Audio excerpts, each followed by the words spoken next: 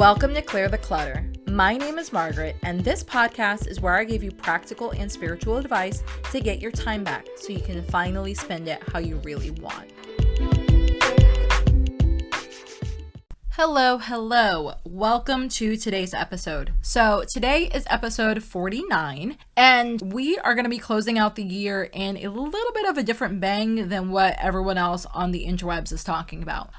Last week's episode number 48, I really talked about what it was like when you were outgrowing your container, as I called it, and there was tons of plant analogies in there because I'm all about the plant analogy. But what I wanted to focus on, and I intentionally skipped doing an episode during Christmas, not only to spend time with my family, but what I wanted to truly focus on was archiving memory. So depending on when you're listening to this, if you're listening to it live, if you're listening to it after the fact, after the holidays, 2021 is basically in the wraps, a couple more days, and we will be in 2022, which is a little trippy to think about. But if you're like me, you would have spent some time with family. And of course, normally that means taking pictures, taking videos, maybe throughout Christmas or the holidays, you got other things that were given to you or mementos that you want to keep. And I have been kind of hinting about it in the background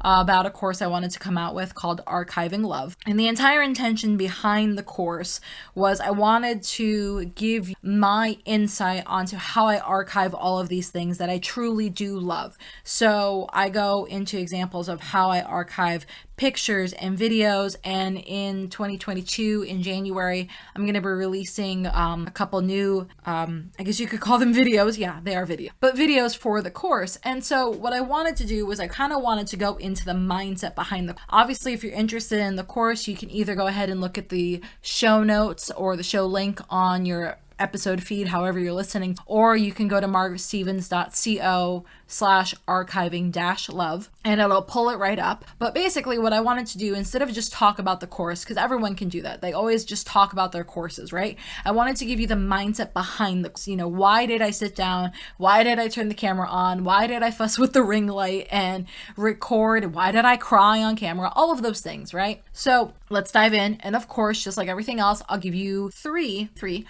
journal prompts at the end of this episode so you can decide if the course is even right for you or not, or you can go ahead and just use it to go ahead and archive some of your own memories that's going on in your life. So what I wanted to do is I wanted to give you, again, the mindset behind all of it. So the mindset behind all of it really came around when Ben and I don't know, let's say mid-20s, right? We're mid-20s. And I go on the sales page about the story of how I had about a 20 gig hard drive back in the day when hard drives were the thing. I had an external hard drive and I had tons of pictures and videos and all this stuff in the hard drive, all backed up because, again, the cloud wasn't really a thing yet. It kind of was, but it was expensive and no one really trusted it. It wasn't mainstream. So I had all these pictures, all these videos backed up. And then, I don't know, we always used to joke that I would go through electronics about every 6 months because I got really upset or really excited and I would just short circuit everything. This was before people thought about vibes and energy and frequencies, and literally I could just look at something and I swear to God I would short circuit it. I can't tell you how many computers I used to go through, cell phones, all that stuff. Well, ironically, one of the things that short-circuited was my backup hard drive, and I was beyond hysterical. I was crying, snot was running down my face, I was losing my goddamn mind. I was like, oh my God, all of these memories are just gone. Thank God what Ben ended up doing for me is he ran to Home Depot, spent $200 that we totally didn't have, bought this little teeny tiny wine chiller just so he could specifically get a hard drive to a super, super, super cold temperature. And then thank God he was in IT back in the day, and he spent it had to have been at least 2 weeks recovering as many photos and videos as he could. Obviously, during that time, I was scouring all my Facebook stuff. I had just deleted my MySpace. You can tell how old this is, but I had just deleted my MySpace, so all my pictures from that were obviously gone because, again, I had backed them up into my hard drive. So I was like, oh, who cares? No one needs them. Duh. But, I had all this stuff everywhere. Reached out to friends, reached out to Ben's aunt who had done all of our wedding photography professionally, got as much as I could back. And I really genuinely try not to think about what I lost because obviously you can't go back in time and get it, but it broke my heart. And back in the day, I couldn't express why it broke my heart.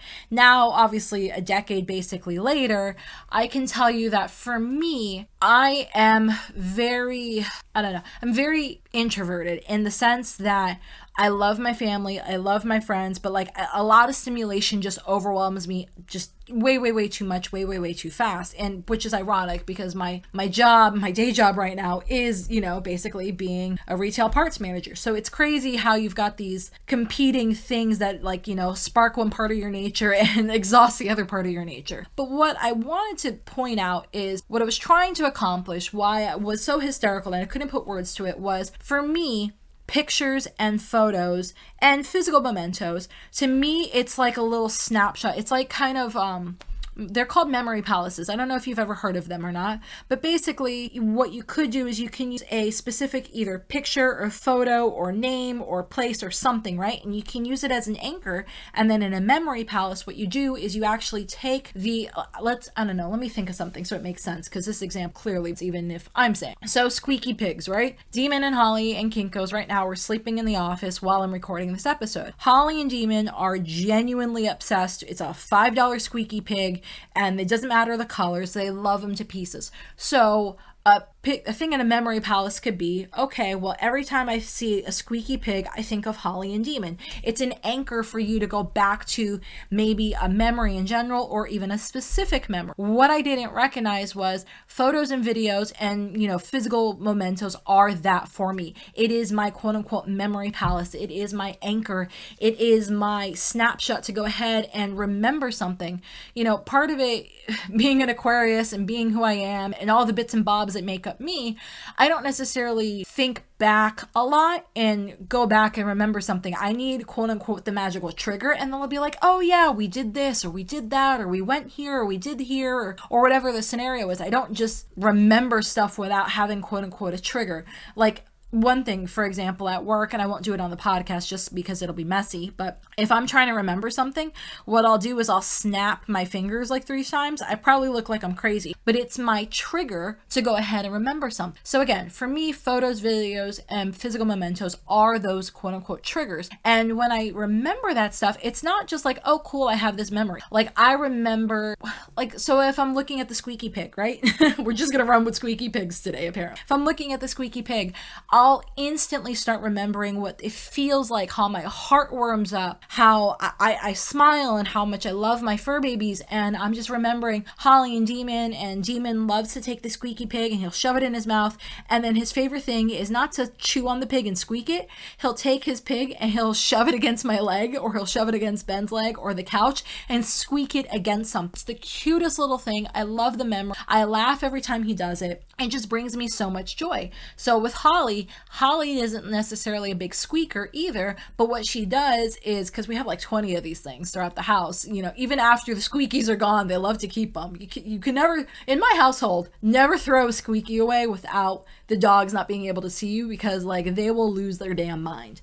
But like Holly, so Holly's thing with the squeaky is I'll take a bunch of squeakies out, we'll be playing, I'll be chucking them, Demon will do this cute little bounce thing on them and squeak them, because he likes to make the sound, he doesn't like to squeak it with his mouth. But Holly, what he doesn't realize in the background is Holly's going around and grabbing all these squeaky pigs, and what she'll do is she'll sit on them like a little dragon with her like gold, and it is the cutest little thing. So again, this silly little pig gives me such joy and such great memories of my babies, and it makes me happy, and my body and my vibe and my attitude, everything instantly changed. And that's what memories are for me. That's why when I was trying to figure out the name of the course, I was like, okay, well, clearly it's all about love, because what I'm trying to do is I'm trying to remember the emotion, the feeling, and the energy of what I was doing at that time. It didn't matter if it was, a squeaky pig, or if it's, Kinko's right now sitting in a box on my desk because that's when I'm happy, or whatever the scenario is.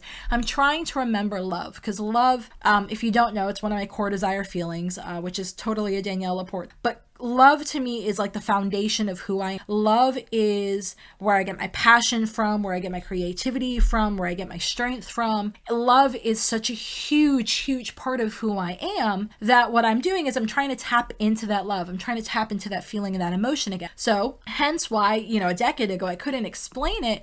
But for me, it felt like you had taken all my love mementos and just like gotten rid of them. And again, hence why I was freaking hysterical. So what I have done over the last decade is I've created a super simple system. I can't say that fast. A super easy system to go ahead and remember all of these things, because again, our lives has been very busy, and we've had dogs come and go within our lives, especially unfortunately since we rescue pretty much all of our animals. They have a little bit of a shorter lifespan than otherwise expect, or we've moved, or we've started and closed businesses, or we've gone on vacation, or whatever the scenario is. So I'm like this little, let's call me a dragon, because apparently I'm a dragon and I like squeaky pigs, but I'm like this little dragon collecting all of these little trinkets and memories. And it's not saying like I'm a hoarder, because if anything, I'm probably one of the most minimalist people in my family. Ben and I have like minimalist offs. Oh my God forbid you let us watch the TV show Hoarders, then like half the shit in our house gets, either donated, recycled, or thrown out. But I like to keep these mementos. I like to keep these little archived love moments, hence the name of the course, Archiving Love, because it's just such a level of joy. And the other side of it too is it brings me comfort. In one of the videos, I ended up recording it right after Ben's grandmother had passed, and she was like my best. Like, she was like a ride or die boo for sure. It didn't matter that she was Ben's grandmother. She was old as dirt. She was crotchety. I loved her to fucking pieces. Again, when she passed, I was like super fucking hysterical because it came out of left field. Like, obviously I knew she was getting ready to pass. Like, it wasn't like, oh, she, instantly just randomly died. But I had just talked to her like 2 days before. So Ben's grandma and I had such a bond. Like, it was insane. Most people don't talk about this, but like literally, if I got upset, if I got frustrated, if I just wanted to vent or bullshit, if I wanted to talk about books or movies, whatever, we had such a phenomenal relationship that easily 2 to 3 times a month we would talk for like a whole hour, just the two of us. We had such a, and I've said it like a billion times already, but I can't express to you how much of an amazing bond I have. Same thing with my godmother. Well, I should say my great godmother. So in Spanish, it's called a madrina. And so technically I have 2 sets of I had 2 sets of godparents. I had the set of godparents that was given to me when I was baptized. And then my dad has his set of godparents. And I'm trying not to make this messy. Work with me, right? So basically, my dad's godparents, their son was my godparent and obviously his wife. So basically both sets of godparents, but they were, family, right? And so when I was really, really little, I couldn't say the names. I still can't even roll my R's, even though I'm Spanish. It's like the one Spanish fail I have. So I would call my set of godparents Nina and Nina, and I would call my dad's set of godparents Madrina and Padrino. And my godmother, Madrina, I was early teens and 20s, and that woman was such a fucking force to be reckoned. She was one of the first managers when she was working at AT&T in like the 60s. She was a fucking breadwinner. This lady was like a legit OG boss woman. I loved her to pieces. You can tell there's a theme in my life of like being obsessed and attracted and just falling in love with really strong older women. And I asked her like, how do I do this? How do I do that? And again, same thing. What I would do is when I was driving home from work, because at that time I used to work in Tampa and it had like a 45-minute drive. So what I would do is I would take her, I would call my Madrina up, I would put her on speaker, because again, this is pre-Bluetooth, and I would talk to her for like 45 minutes, once, twice, 3 times a week, and I would drive home or drive to work and I would talk to her and we would just talk and talk and talk. And I have such amazing memories from it. And one of those things, again, if I'm archiving that love train, let's call it that, is this watch. This watch she bought me. It's a black, cute little leather watch. It can't be worth more than like $25 when she bought it. But that watch to me brings so many memories of joy and love and conversations, and laughing with her and venting to her and saying, how the fuck do I manage all of this? I want to be a professional. professional. I want to go to college and do it full time. I want to work full time. How do I do all of it? Because I'm not available for anything less. And she was just, again, phenomenal strength in my life. And so every time I look at that watch, or I do wear that watch, even, occasionally now, I don't wear it as much just because I don't want to, I'm to the point where I don't even want to replace the band much to me. So like if I wear the watch occasionally or I look at it, it's this trigger, it's memory palace of all these amazing things and emotions and feelings. And it brings me so much comfort, even though she's been for a very long time now, but it brings me so much joy, and it's something that's sad. So for me, archiving love is going to be this basically theme throughout the rest of my entire life until the day I die of, if you really want to get to know me, look at what I keep, look at what I save, look at the photos I take, look at the videos look at what I focus my life on, because this is my world. All these pictures, Ben he hates it when I do this, but like I have tons of pictures of him sleeping with the babies in the bed. So Holly and Demon, they'll be completely like sprawled out all over him. Kinko's will be on top of his head.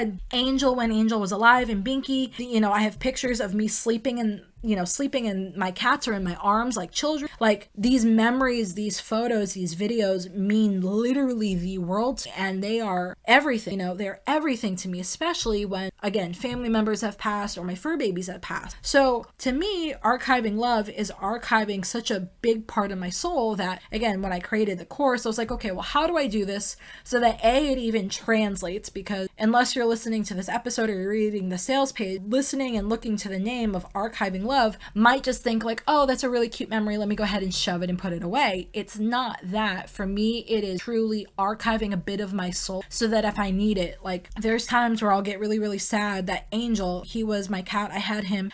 He was given to me on my 12th birthday, and he was with for 19. And I talk about him on the sales page. I talk about him in the course.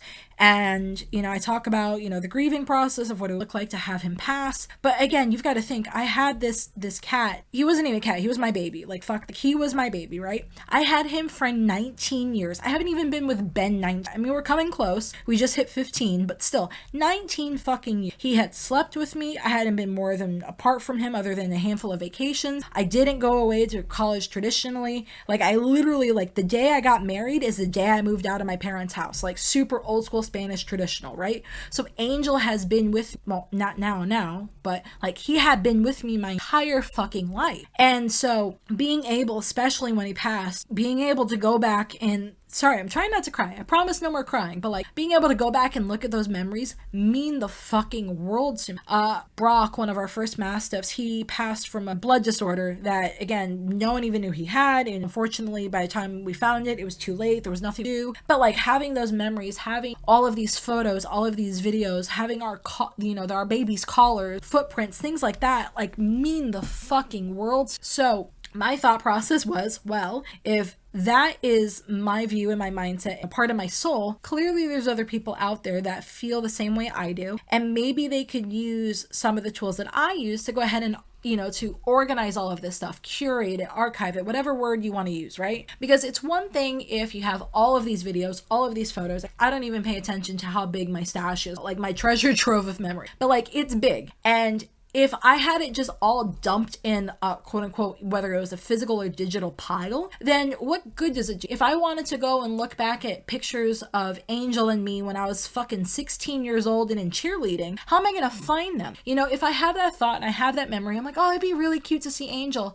when I was 16. If I didn't have everything organized, and not in an OCD way, but like in a super easy manner, if I didn't, I would never be able to find it, or it would take me like way too fucking long to find it. And then the joy I get from looking at the memory would overshadowed by the frustration I have of, oh, I can't get to my memory. I can't get to these little love trinkets and these tokens and these things that mean so much to me. If it really means my thought process is, if it really means that much to you, you make it super easy to access. And again, I am all about easy, timeless methods. That is probably one of my other foundational pieces of who I am. If it's not easy and it's not timeless. Now, easy doesn't mean that you don't put work. Easy means like you don't complicate it just for the sake of complicating. But if you can't get to those memories, what the fuck good is it? Right now, and this is why I wanted to record the episode in January, I am going to, my mother-in-law was telling me about a website where I could buy buy an old high school throw from the high school Ben and I went to, because again, adorable and retarded.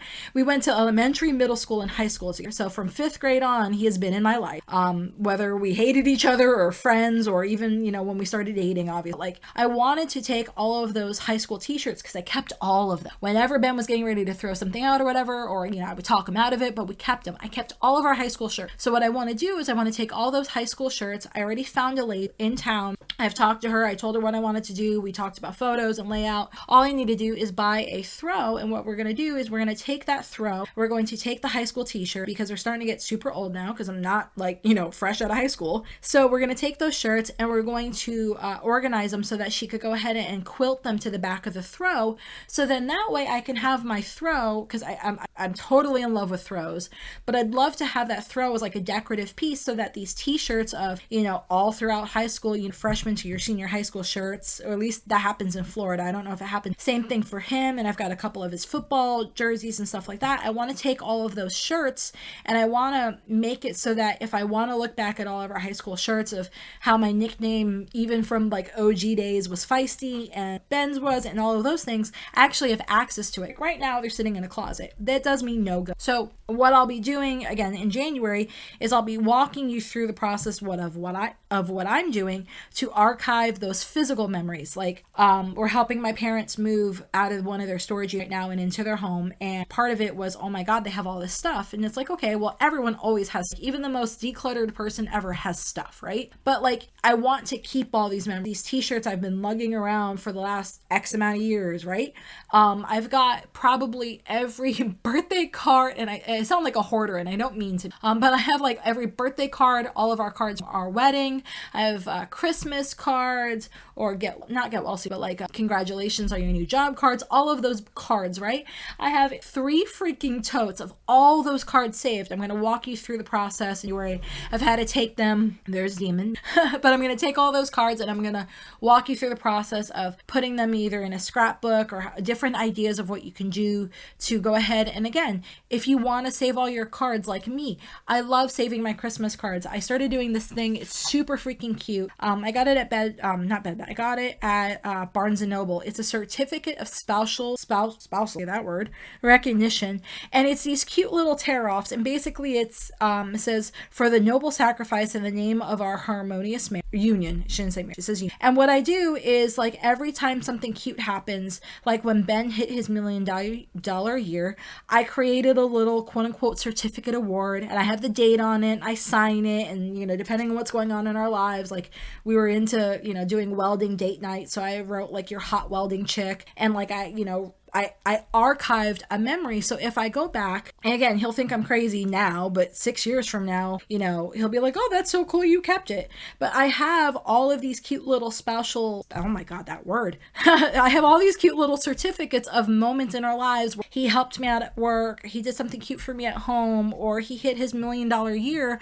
And again, it's this little archive, this little treasure trove of a memory, because it's cool. Again, I had the foresight, thank God. One of the things I did is I kept, I think, like 80-90% of all the love notes we wrote to each other in high school, because again, this is high school, not pre-cell phones, but basically if you really wanted to woo someone, like, you didn't just text them, you didn't, there was no DMs or anything like that to slide into. You wrote them a note, and then you would fold it into like a little football, and you would give it to them between classes or whatever, or you would have your friends deliver it between class. So like, I have pretty much, I think all except for 2 or 3, all of our high school notes of what we're writing back and forth to each other. I love you, it's the cutest thing. Like, I have so many amazing memories, and I have them, and I'm able to bust them out every, year, 2, 3 years, and be like, hey babe, do you remember when we wrote this? And it's so cool to see how our lives have evolved and grown, and how our love for each other has just gotten deeper. And it's just one aspect of things I'm obsessed with, again, archiving that love. So the entire point of all of this, and why I went on like 2 massive tangents about squeaky pigs and dragons and treasure troves and memories, is my intention for you, whether you decide to do the course, or you decide just to take the inspiration from this podcast episode, or maybe even because of the season that we're in and it's the holiday, my intention for you is to take things that you find important to you. So maybe you're not a photo, like I'm a photo person, even though I don't really share a ton of it online, like I'm a photo person and I'm a physical items person. So again, the little love notes, the special recognition certificates, get word, t-shirts from high school. So I'm a physical trinkets kind of girl. So whatever your thing is, and again, I don't know because I'm not sitting there with you, but whatever your thing is, I want you to be able to go back and in a bad day or even in a good day, go back and look at that memory and go, man, that really means a lot. I can't believe this happened. I'm so happy I have this memory, blah, da, da, da, da, da, da. Like, okay, so another one, for example, I have a photo from our wedding and it's me and both my madrina and my padrino. And that is last, because they lived in New York before they passed. That was the last photo I had at my wedding of us, the three of us together. And that photo, again, means the fucking world. Both Ben's grandparents have now passed. The photo that we have with him and his grandfather and his grandmother, again, mean the fucking world to us. So I want you to be able to look back and go, yeah, I wish that here, but I'm so grateful I have this in the. And then probably in the next couple of months, I don't know when I'll release it, but if you buy the course, you'll get access to lifetime updates. So I could have 50 videos, 10 years from now, and you'll still have the same, access as you do today. But basically what I'd like to do is after I go through how to archive all the physical trinkets or physical mementos, I really want to start getting into archiving your family's history. One thing that I do regret is Ben's grandmother basically never held anything back from me. She told me that she used to run a whorehouse. Again, such a badass woman. She used to run a fucking bar. Woman was like a legit OG. So, I have all these things, but what I didn't get from her is I didn't sit down or I didn't even make it any type of practice to kind of preserve all of, who was her grandmother, who was her great grandmother, where did she go to school, blah, da, da, da, da. All of those kind of like little messy details that especially because it was pre-cell phones and pre-internet, all got lost. I didn't archive that. So instead of repeating that mistake, what I'm going to do, I have one surviving grandparent. All my other grandparents have passed. Of Ben's I'm going to work the best I can. Unfortunately, she does have dementia, but I'm going to work the best I can to see what memory I can get out of her, because being Hispanic, my timeline, depending on where you're looking at, I'm either second generation or sometimes first generation on stuff. So my mom was born in Puerto Rico, so I'm legit like first generation stateside, if you want to think of it that way, on my mom's side. And then, obviously she has brothers and sisters, but from physically my mother, I am the first generation to college, I'm the first generation to graduate, I'm the first generation to X, Y, and Z. So my mom's history, being Hispanic and being from the islands, is completely different than my dad's. And my dad's, his father, my grandfather, he was born in Puerto Rico, and then my grandmother, my last remaining grandparent, she was born in Dominican Republic. So, on my side, I come from two different sets of immigrants, even though it's not the traditional sense of immigrants. I don't want that history to get lost, and time is kind of slipping my fingers. So my next big thing I'm going to focus on is how do you archive those memories so that when Ben and I have kids, they're probably, by the time Ben and I have kids, literally all my grandparents will be gone. There will be no one to tell them those stories, and I don't want that to happen, and love to be able to sit down and do the same again, do it with Ben's parents and my parents, because again, there's so many things that make that person who they are, and I can appreciate the good and the bad, and I don't want that lost. So it goes back to me being this little dragon, archiving all these amazing trinkets so that I can pass them down to my kids, we can pass them down to our great grandkids and all of that. And who Maggie was, who how the Stevens line became, how the Orta Perez line became on the Spanish side, none of that gets lost. Your culture, your history, the makeup of who you are and how you are in this world and where you're going doesn't get. So with that being said, me sprouting out about love and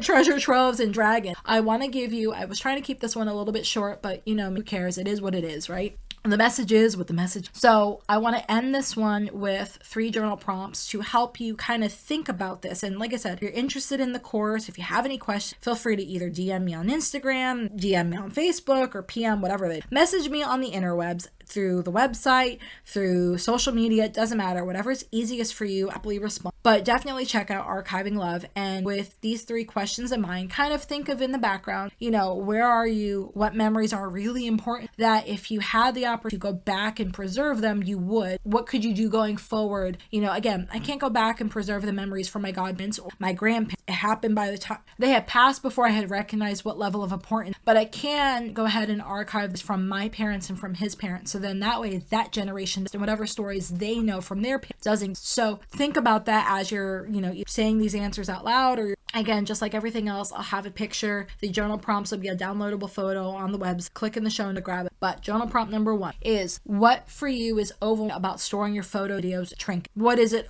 How is it overwhelming? Is it you don't know how to organize everything? You don't know what to keep and what to save? You don't remember to take the photos? Because God, oh my God, that used to be such a, right? So what is it about archiving the things that most to you? What is it that makes it overwhelming? Journal prompt number 2. What to do with all, what do you want to do with all the physical stuff that you want to keep, but you don't know what to do with it, right?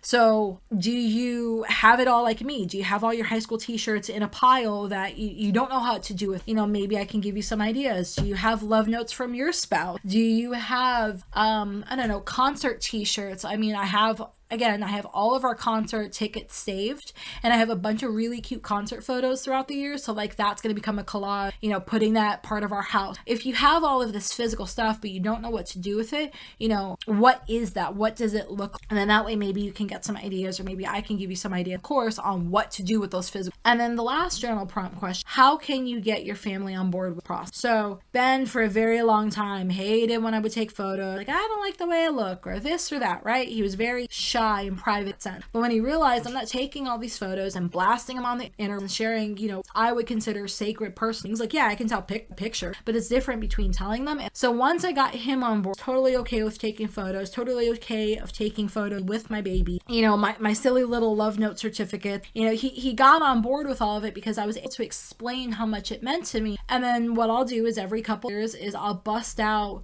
our old high school love notes and be like, look, this is from fucking 2006. Look at this shit. This is amazing. Look at your handwriting. Look at my hand. Look at what we wrote to each other. Look at, oh my God, we were obsessed from day one. It's cool to get your family, whether a spouse, parent, or a sister, or whoever, right? It's cool to get them on board for them to understand where you're coming from. And then obviously they get to enjoy some of the fruits of labor. So one thing that I saved that Ben never even thought of, and I always like to show this to him, that he was like an OG entrepreneur, is in high school, our senior project was to do X, Y, and Z, right? And so of course he didn't do the traditional. He ended up creating a business, and I have his binder from our senior project of our high school, and I have his handwritten notes, and I have his pictures, and I have his this, and I have that. And so like it's gonna be the coolest thing in the world when to show our kids and be like, hey, your dad was a business day fucking, he knew it or not, I saved this from freaking decades ago at that, but I saved this thing that made Ben a part of who he is today. So when your family can understand where you're coming, when they can get on board with it, then it's a totally different shift. It's so much easier. That even comes to family parting with photos or letting you access photos. Maybe you just want to take pictures of them, scan them, and have your own copies of it. When they understand how much it means to you, it's so much easier, and you get such great buy-in that you don't really have the roadblock. So with that being said, I love love. I love archiving. I will continue to do that, and I hope that you go ahead, hear how much. And then with that being said, it's then really check live or whenever you're to us. Right now, as it's the episode's live, a super, super amazing sale going on. I will literally never sell it at this price again. Like, the price is so low. I'm not even going to say it out loud. I'm not going to, like, it is what it is. If you get it, you've gotten a sick ass deal, but definitely check it out. I'm going to end the sale at the end of the year. If you're listening to this post live, check out this. I really am proud and I'm really happy however you can archive time. All right. Have a good one. Happy New Year. Have a burning question for me? Want that link I was talking about? Get access to all the resources and links that were mentioned in this episode and others over at margaretstevens.co. And if you haven't, don't forget to sign up for my VIP list where I share special bonuses, pre-launch coupon codes, and advice I don't share anywhere else. Thanks for listening.